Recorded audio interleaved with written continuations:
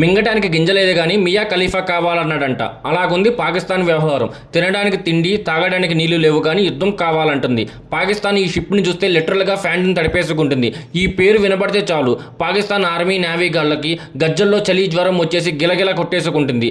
INS Vikrant ఈ షిప్ని కేరళలోని Cochin ship yard లిమిటెడ్లో తయారు చేశారు. ఈ షిప్ పొడవు ఎంత ఉండాలి, ఎంత వెడల్పు ఉండాలి, ఎంత లోతు ఉండాలి, ఈ మెజర్మెంట్స్ మొత్తం షిప్ డిజైన్ కూడా ఇండియన్ నేవీ వాళ్ళు తయారు చేసి కొచ్చిన్ షిప్ యార్డ్ లిమిటెడ్కి ఇస్తే వీళ్ళు ఈ షిప్ని తయారు చేశారు.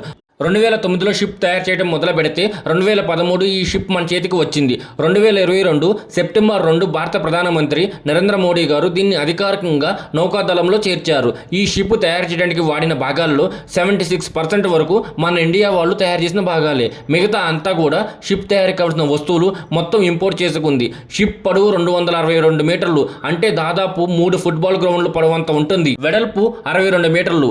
ఈ 62 మీటర్లు ఉండటం వల్ల విమానాలు సులభంగా టేక్ ఆఫ్ అండ్ ల్యాండింగ్ అవ్వడానికి చాలా ఉపయోగంగా ఉంటుంది. అలాగే ఈ షిప్ యొక్క ఎత్తు 59 మీటర్లు ఉంటుంది, అంటే సుమారు 18 అంతస్తుల భవనం లాగా ఎత్తుగా కనిపిస్తుంది అన్నమాట. దీని యొక్క బరువు 43,000 టన్నులు, అంటే 43 మిలియన్ కేజీస్, అంటే దాదాపు యావరేజ్గా 8,600 ఏనుగులు ఎంత బరువు అయితే ఉంటాయో అంత బరువు అన్నమాట. ఈ షిప్ అలా నీళ్ళ మీద కదులుతూ ఉంటే ఒక చిన్న సైజ్ ఐలాండ్ నీటి మీద ఉన్నట్లే ఫ్లోటింగ్ సిటీలా కనిపిస్తుంది.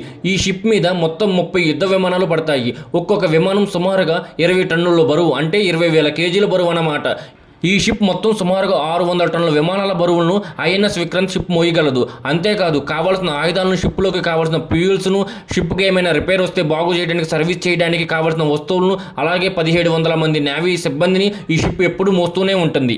అందరి బరువు కలిపి సుమారు 43,000 టన్నుల వరకు ఈ యొక్క షిప్ బరువును మోయగలదు. ఇలాంటి షిప్ పాకిస్తాన్ దగ్గర ఒక్కటి కూడా లేదు. అందుకే పాకిస్తాన్కు ఐఎన్ఎస్ విక్రాంత్ని చూస్తే భయపడుతుంది. పాకిస్తాన్ సరిహద్దులో ఈ షిప్ని పెట్టి యుద్ధం చేస్తే ఎలా ఉంటుందో కామెంట్ రూపంలో తెలియజేయండి.